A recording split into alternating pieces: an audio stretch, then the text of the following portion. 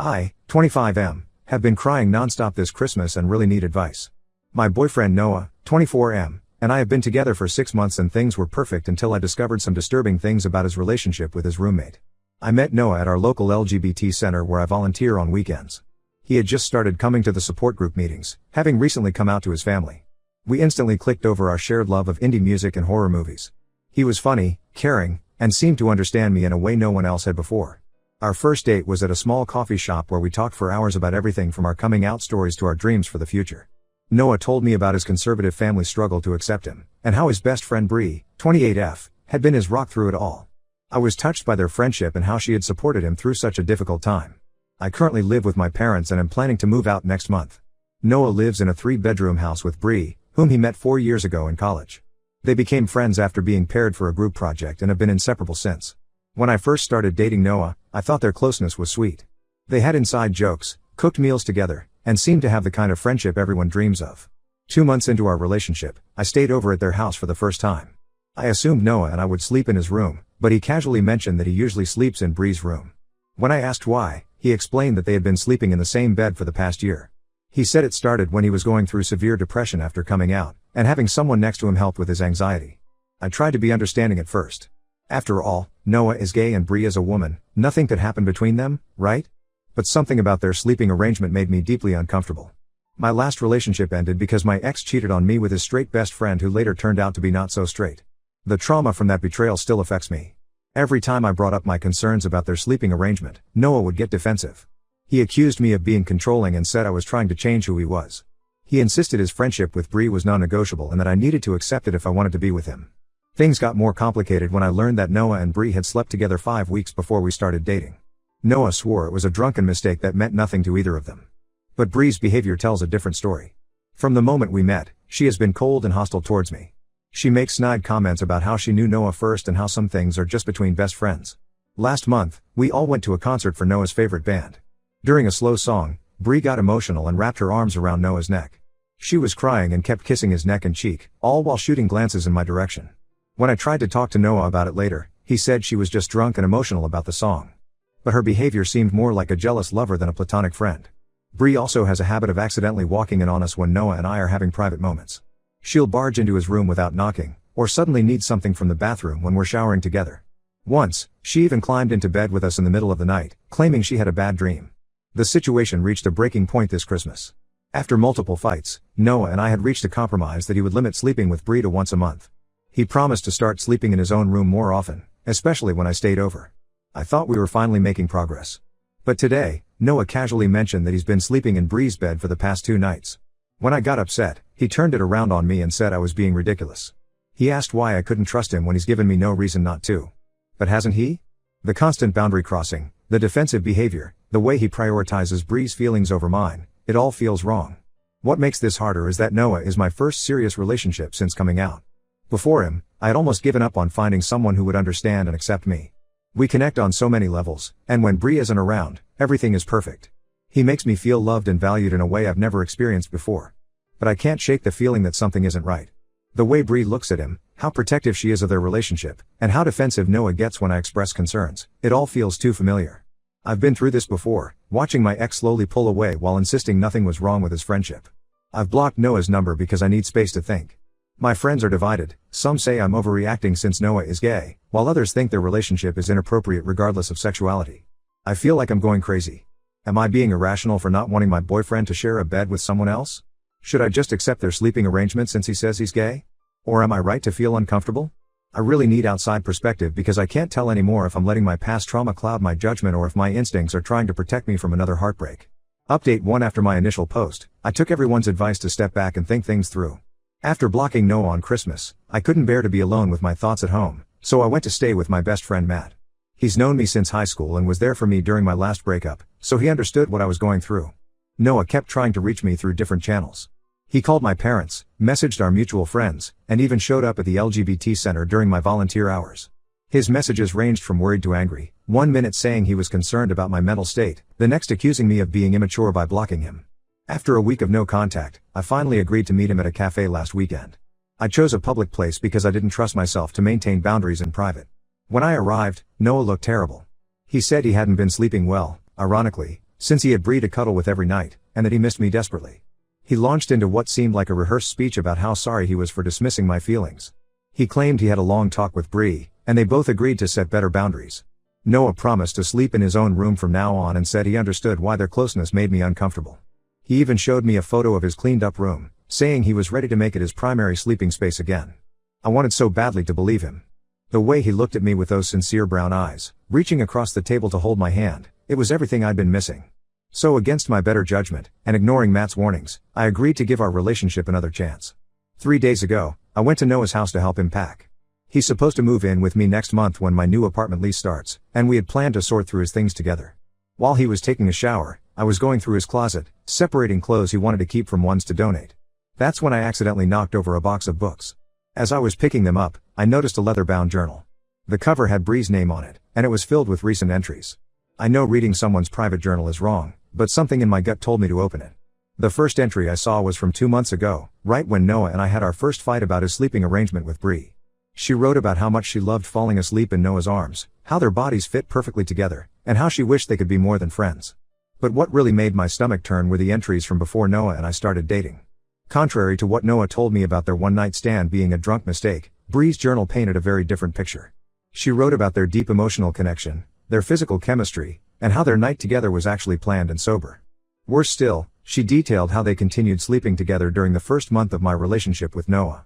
There were entries about their intimate moments, not just sex, but deep conversations about their feelings for each other. Noah had apparently told her he was confused about his sexuality and wasn't sure if he was gay, bisexual, or just in love with her specifically. She wrote about how hard it was watching him date me while still sharing intimate moments with her. The most recent entry was from just last week, while I was staying at Matt's place. Bree wrote about how Noah kissed her one night, telling her he was still confused about his feelings and wasn't sure if he was making the right choice by moving in with me. My hands were shaking so badly I could barely hold the journal. When Noah came out of the shower, I confronted him with it. At first, he tried to deny everything, claiming Bree had an overactive imagination. But when I started reading specific entries out loud, he broke down. He admitted that his relationship with Bree had always been more than friendship. They had been dancing around their feelings for years, occasionally crossing lines but never fully committing to each other. He said he genuinely fell for me and thought being with me would help him move on from Bree, but he couldn't ignore their connection. I felt like I was going to be sick. Every night they spent together, every time he dismissed my concerns, every moment I felt crazy for being jealous, it was all based on lies. Our entire relationship started while he was still involved with Bree, and he had been stringing us both along ever since. I called Matt to pick me up immediately. While I was waiting, Noah kept begging me to stay and talk things through. He promised to cut off all contact with Bree, even offering to move out that day. But how could I believe anything he said anymore? Later that night, Bree had the audacity to message me. She sent this long, self-righteous text about how sorry she was that I found out this way, but that she and Noah had a special connection that existed long before me. She actually suggested that maybe we could all sit down together and figure out some arrangement that would make everyone happy. As if I would ever agree to share my boyfriend with someone who helped him lie to me for months. I'm back at Matt's place now. My parents offered to let me move back home, but I can't handle their sympathy right now. They really like Noah, and I can't bear to explain to them how thoroughly I was fooled. Matt has been incredible through all of this, letting me cry and rant at all hours, making sure I eat, and never once saying I told you so even though he had expressed doubts about Noah and Bree's relationship from the start. I feel like such an idiot for ignoring all the red flags. Everyone in the comments of my first post warned me that something wasn't right, but I wanted so badly to believe Noah was different. Now I don't know what to do. Should I tell our mutual friends the truth about them? Should I just disappear and never look back? How do I even begin to trust anyone again after this? Update 2. After my last update, I realized I couldn't keep their deception to myself anymore. The weight of carrying their secret was eating me up inside. I decided to tell our mutual friends what happened, sending screenshots of the most revealing journal entries to our group chat. The responses were intense and divided. Some friends like Sarah and James immediately cut ties with Noah and Bree, disgusted by their manipulation. Others, particularly Noah's college friends, accused me of violating Bree's privacy by reading and sharing her journal entries. They said I was being vindictive and trying to ruin their reputations. But then something unexpected happened. A guy named Alex from Noah's workplace reached out to me through Instagram. He said he had dated Bree for 2 months last year when she claimed to be single. Their relationship ended suddenly when she said she wasn't ready for commitment. Alex told me he often saw her being unusually intimate with her gay best friend Noah, but whenever he questioned it, Bree would remind him that Noah was gay and he was being homophobic for suggesting otherwise. After Alex's message, 2 other guys came forward with similar stories. One had dated Bree for 3 months, another for 6 weeks. Both relationships ended the same way, with Bree pulling away while maintaining her intense friendship with Noah. Meanwhile, Noah would date men, using his friendship with Bree as proof that he was completely gay and not interested in women. The most eye-opening message came from Noah's ex-boyfriend Jake. He reached out saying he went through exactly what I did last year. Noah had given him the same excuses about Bree being just a friend and about being completely gay. Jake described identical patterns: the shared bed, the boundary crossing, the gaslighting when he expressed concerns. Jake eventually caught them being intimate and got the same story about Noah being confused about his sexuality. Armed with all this information, I confronted Noah one last time. Instead of his usual denials, he finally broke down and told the truth. He admitted that he and Bree had been in love since college but were both too scared to commit. They used other relationships as covers while maintaining their emotional and physical connection. He claimed he truly cared for me and Jake, but could never fully commit because of his unresolved feelings for Bree. A week after my confrontation, Noah and Bree made their relationship official on social media.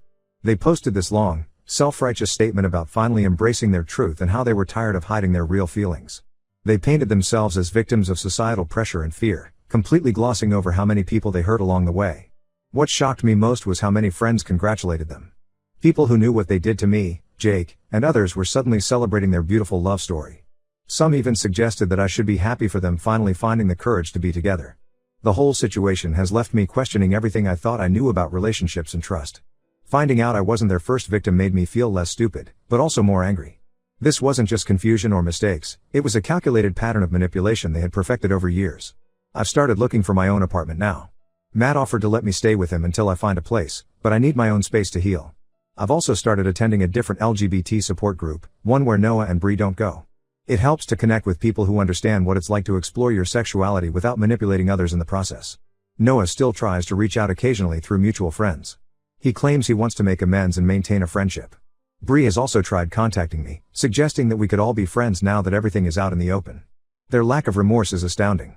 Some mutual friends keep pressuring me to forgive them, saying they were just scared and confused. But I can't see their behavior as anything but cruel and selfish. They didn't just lie to me, they orchestrated an elaborate deception that they had practiced on multiple people before me. I'm still processing all of this, but at least now I know I'm not crazy. All those instincts I ignored, all those red flags I dismissed, they were trying to warn me about exactly what was happening. I just wish I had listened sooner. Update 3: last week, I had an unexpected encounter with Bree at my regular coffee shop. She spotted me and immediately walked over, looking distressed. She told me she and Noah were having serious problems. According to her, Noah was depressed, constantly talking about me, and regretting his decision to choose her. She suggested that maybe Noah and I could work things out since their relationship wasn't the fairy tale they expected. I simply picked up my coffee and walked away. Later that day, Noah started bombarding me with messages. He said choosing Bree was the biggest mistake of his life and that their relationship was toxic. He claimed he finally realized he was truly gay and that his feelings for Bree were just confusion stemming from their codependency. He begged for another chance, promising things would be different this time. Noah sent long paragraphs about how much he missed me, how he couldn't stop thinking about our plans together, and how empty his life felt without me. He even said he had started therapy to work through his sexuality and attachment issues. Part of me felt a twisted satisfaction seeing their perfect relationship crumble, but mostly I felt nothing. I replied with a single message telling him to never contact me again. I explained that his sexuality wasn't the issue, his dishonesty and manipulation were. I told him I hoped he would figure himself out, but it wouldn't be with me as his backup plan. The next day, Matt called to warn me that Noah and Bree were spreading a different version of events. They were telling people that I was harassing them, trying to break up their relationship, and couldn't accept that Noah had chosen Bree. Some of our mutual friends actually believed them and started sending me angry messages about letting go and moving on. That was the final straw. I posted everything: the journal screenshots, messages from their other exes, their own admissions of guilt, and the recent messages where they tried to get me back, in our friend group. Then I blocked everyone connected to them and deleted my social media accounts. I was done playing their games. I moved into my new apartment last week, and it feels like a fresh start. Matt and a few other true friends helped me move and have stuck by me throughout this mess. My new place is in a different part of town, far from their usual haunts. I've even started seeing someone new, casually and slowly, but it feels honest and real in a way things with Noah never did. Looking back, I realize that Noah and Bree are perfect for each other. They're both manipulative people who care more about their own desires than who they hurt along the way. They can continue their toxic cycle with each other or find new people to deceive. Either way, I'm done being part of their story. To everyone who told me to trust my gut in my first post, thank you. You were right. Sometimes the hardest part isn't losing someone you love, it's accepting that they were never who you thought they were in the first place. I'm focusing on building my own life now. I've thrown myself into my work, started taking boxing classes as an outlet for my anger, and am planning a trip with Matt and some friends. For the first time in months, I'm actually excited about the future. Some stories don't need a perfect ending, sometimes walking away is the best ending you can write for yourself.